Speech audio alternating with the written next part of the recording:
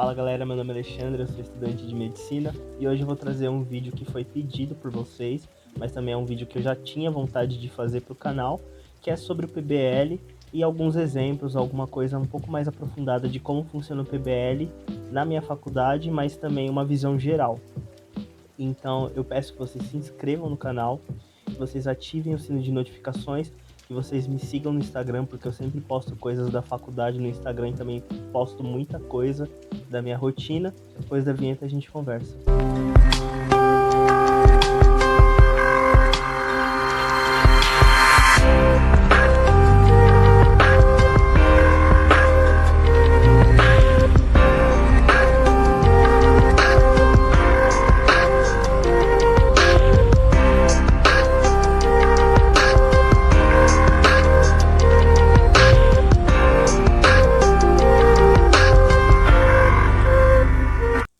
Bom, PBL, que é o Problem Based Learning, ele é a aprendizagem baseada em problemas. Esse método, né, uma metodologia ativa, ela se desenvolveu no Canadá, mais ou menos ali por volta de 1969, de universidades de lá. E no Brasil, a partir dos anos 90, esse método ele foi implantado, né, basicamente na UEL e também na FAMEMA, Faculdade de Medicina de Marília. O PBL é uma metodologia ativa, ou seja, centrado no aluno, e é bom que para que a gente tenha um parâmetro, né? O contrário do PBL seria basicamente o tradicional. No tradicional vocês estão acostumados, né? Vocês já tiveram na escola. Você tem lá o professor, que é a figura central, ele explica o conteúdo, ele tem uma classe com uma turma grande, ele vai explica o conteúdo e essa turma assimila. Então é basicamente isso, né? Ele tem a explicação do professor. E o PBL ele é diferente, ele é centrado no aluno. Então o aluno seria a figura central. O aluno ele precisa ser proativo, o aluno ele participa, o aluno ele toma mais a iniciativa para fazer as coisas. Então o professor ele seria um facilitador. Ele não vai te dar as respostas, ele vai te dar mais ou menos a mão, vai segurar na sua mão e vai te mostrar qual é o caminho. Mas quem vai buscar as respostas é você. Então o professor ele é um facilitador e quem faz a maioria das coisas, quem faz o serviço brutal ali é você. Bom, então assim, você vai ver na faculdade de medicina, você vai ver o método PBL aplicado em várias coisas. Por exemplo, você tem a tutoria, que eu já vou falar mais especificamente da tutoria, mas eu vou primeiro falar da aplicação em disciplinas que a gente já está acostumado já. Por exemplo, anatomia, a parte de laboratorial, etc.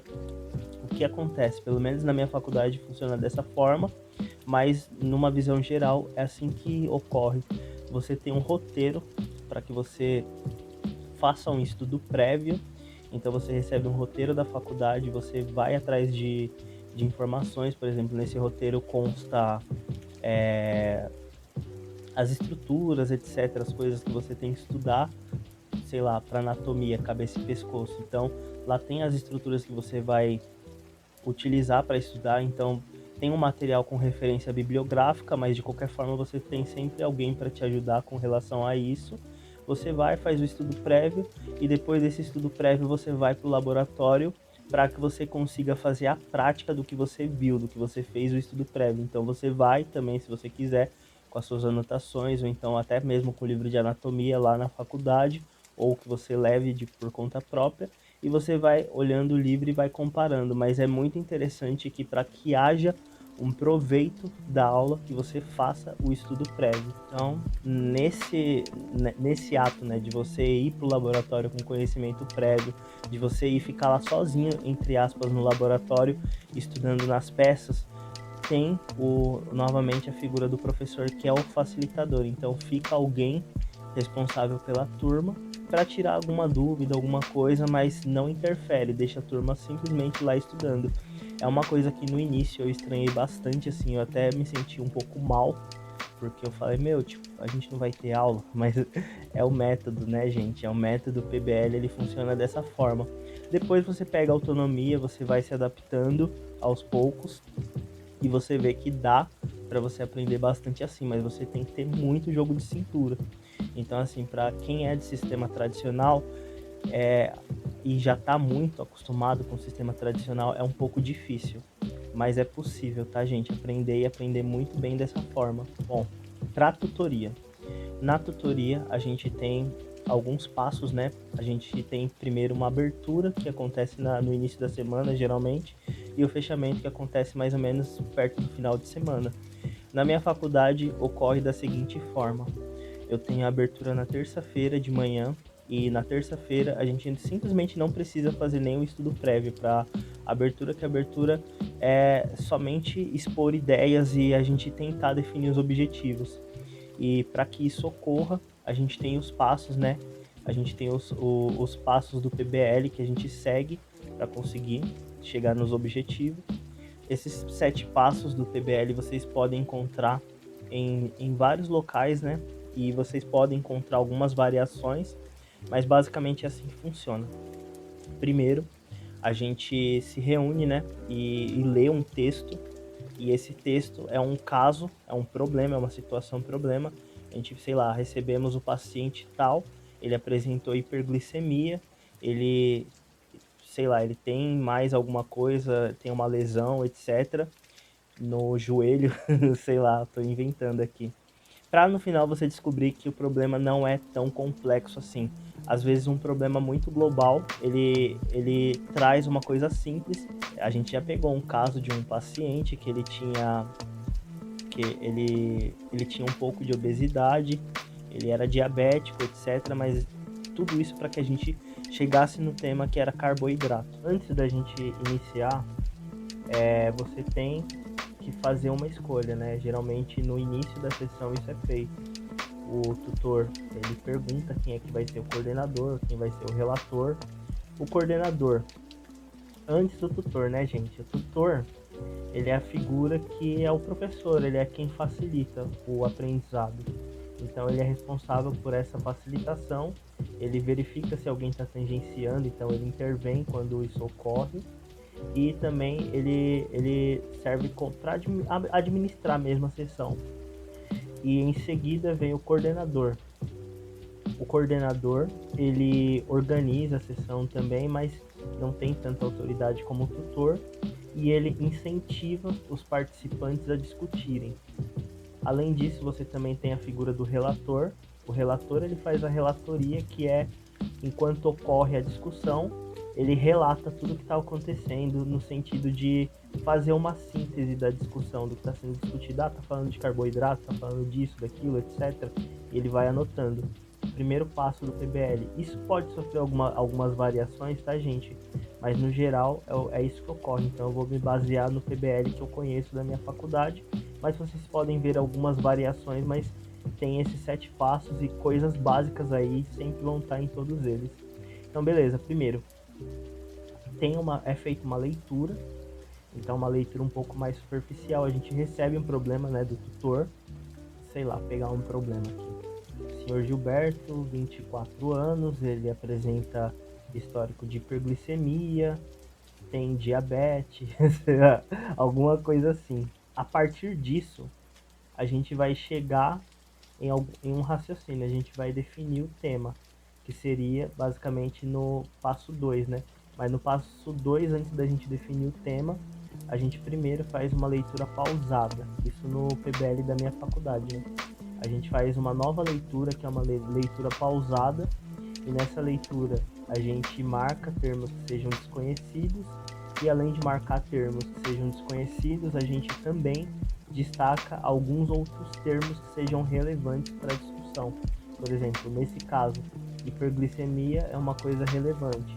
O nome e a idade do paciente também, tá, gente? Porque às vezes tem alguma patologia que pode ser associada com a idade. Mas no caso do nome é por realmente considerar que você está tratando de um paciente. Então não é simplesmente um conjunto de anomalias. Você está cuidando de um paciente. Esse paciente tem um histórico, ele tem um nome, então você tem que destacar o nome e a idade. E beleza. Depois de marcar, né, de fazer essa leitura pausada, marcando termos desconhecidos e também marcando coisas relevantes, a gente define, né, o tema, sobre o que é discutido, o texto, né? Então, sei lá, carboidrato. Beleza, a gente definiu o que é carboidrato. Depois disso, né, o terceiro passo, a gente vai para um famoso brainstorm, que seria uma chuva de ideias. A gente vai jogando tudo que a gente sabe de, sei lá, é carboidrato? Ah, eu acho que carboidrato... Pode utilizar, inclusive, eu acho, viu? Eu acho que carboidrato é, sei lá, é um açúcar, sei lá, qualquer coisa. Não importa, pode ser a coisa mais estúpida que você já disse de todas, que vai valer, vai ser uma coisa relevante para a discussão, porque no final tudo se encaixa. Na quarta a gente já vai formulando algumas hipóteses. Ah, eu acho que o paciente apresentou alta taxa de hiperglicemia porque quando o açúcar ele está no sangue, blá blá blá, você tem uma concentração, você pode ter, por exemplo, algum problema em algum receptor celular que dificulta, por exemplo, a entrada dessa glicose. Então você vai formulando hipóteses que talvez estejam ligadas com a discussão. Então vai formulando. Não se preocupa que aqui é só conhecimento prévio, assim, coisas que você tem da vida. O quinto seria basicamente definir as metas de compreensão. Essa definição de metas de compreensão é no final, quando a gente termina toda a parte do brainstorm, de discussão, etc. Que aí a gente passa a bola para o relator, e o relator fala, e o relator anota, ele faz uma síntese do que foi discutido na sessão inteira. Então ele fala, a gente falou de carboidrato, falou isso, daquilo, tal pessoa falou isso, surgiu uma hipótese de que isso, aquilo, etc. Então, beleza, o relator faz isso, ele faz essa síntese. E após ele fazer essa síntese das coisas que ele anotou, ele vai também anotar os objetivos que vão ser definidos em grupo. Então, todo grupo vai falar vai fazer a definição dos objetivos. Então, beleza, objetivo 1, definir, etc, tal. Objetivo 2, descrever, sei lá, vou chutar aqui. Objetivo 1, definir o que é célula. Objetivo 2, descrever organelas citoplasmáticas. Objetivo 3, blá blá blá. Então, você vai sempre aumentando o grau de complexidade. Isso tem um nome, viu? Taxonomia de Bloom. Benjamin Bloom, né? Ele era um psicólogo e pedagogo, né? Que ele criou essa metodologia que seria basicamente você ter verbos, né? Que indiquem hierarquia. Por exemplo, definir é uma coisa muito mais abrangente do que descrever. Ou então, sei lá, elencar. Elencar, você já tem uma hierarquia de você dar uma ordem, né, nas coisas. Então, todos os verbos eles têm um grau de hierarquia. E essa hierarquia, pelo menos nas tutorias que eu participo, e nos grupos que eu participei, etc., a gente sempre gosta de ir de algo mais abrangente para algo mais específico. Então, assim, a taxonomia de Bloom, ela facilita nesse sentido, porque quando você tem essa hierarquia de definições, né, de objetivos para que sejam estudados, você facilita na hora do estudo autodirigido, que seria o nosso passo 6. É o momento em que a gente, depois de de definir esses objetivos, né, pegar esses objetivos e estudar. Então, cada um se vira, assim. Não tem essa, tem algumas bibliografias que talvez o tutor ele até recomende, etc. Mas o ideal é que a gente lute. A gente vai atrás das bibliografias, então a gente pode ir em livro, pode ir atrás de artigos. Quem quiser também pode pegar algumas aulas, etc, para tentar entender um pouco mais. Mas de qualquer forma é interessante saber que o momento do estudo autodirigido é um momento individual, é um momento em que você vai personalizar a sua forma de estudar, e é isso que torna a coisa do PBL interessante, no sentido em que quando a gente se reunir para fazer o fechamento, vai ter sempre alguém que viu alguma coisa diferente ou viu um pouco mais aprofundado ou não, e no final tudo isso se complementa. O sétimo passo, que é o último, né, são os sete passos do PBL, seria basicamente o que a gente até fala, né, que é a socialização do conhecimento. que é o momento em que a gente se encontra para fazer o fechamento, para fechar o caso. Eu não sei se vocês já assistiram House. Se vocês não assistiram, assim, eu até recomendo, que o House faz é muito parecido com o que a gente faz no PBL. Ele recebe um caso de um paciente, uma situação problema. A partir disso, o House ele é mais ou menos aquela figura que permeia entre o tutor, entre a coordenação também e entre a relatoria, porque você também vê o House, ele tem uma lousa, né? Aquela lousinha de papel lá tal, que aí ele organiza, né? Ele recebe um caso e, sei lá, de algum paciente, alguma coisa que algum médico passou que não conseguiu tratar, etc. Então passou para o House. Ele recebeu esse paciente, a partir disso, ele pega a folha e reúne os outros médicos que ele tem da equipe dele e ele vai também anotando as ideias que eles jogam. Ah, eu acho que isso daí pode ser uma doença autoimune, então ele vai marcando tudo lá. E no final, cada um vai atrás de alguma peça do quebra-cabeça, que seria essas coisas que estão ali, essas hipóteses que foram geradas ali que o House marcou. Então, beleza, no final eles fecham isso daí, eles fecham o diagnóstico e o House vai e faz a medicação, ou faz o tal procedimento, não sei. Mas de qualquer forma, o PBL ele é muito parecido com o House. Então, assim, se vocês vão para o PBL, eu recomendo bastante que vocês assistam House, que é um exemplo muito interessante de como o PBL funciona. E vocês vão ver que tem algumas variações sim quando vocês forem para a faculdade. No final a gente consegue encaixar tudo e o importante é que a gente consegue chegar num diagnóstico. Isso que é incrível. O diagnóstico, por enquanto, né, nosso seria o aprendizado. O que eu acho impressionante é que realmente as peças se encaixam e quando a gente segue todo esse roteiro, a gente consegue ter um aprendizado muito bom. Isso é muito interessante, porque eu acho que dessa forma eu consigo ter uma simulação muito melhor do que eu teria se eu ficasse simplesmente assistindo passivamente o professor falando e tendo que anotar coisas. E assim, eu não consigo mais assistir aula, gente. Até assisto alguma coisa que tenha que assistir, beleza, mas não com o mesmo entusiasmo. Eu acho que o PBL tem essa vantagem de você conseguir se autogerir. Então, assim, você fica muito proativo, você aprende a fazer as coisas sozinho, você tem facilidade para aprender coisas sozinho. Eu acho que se encaixou muito com o meu perfil, essa metodologia.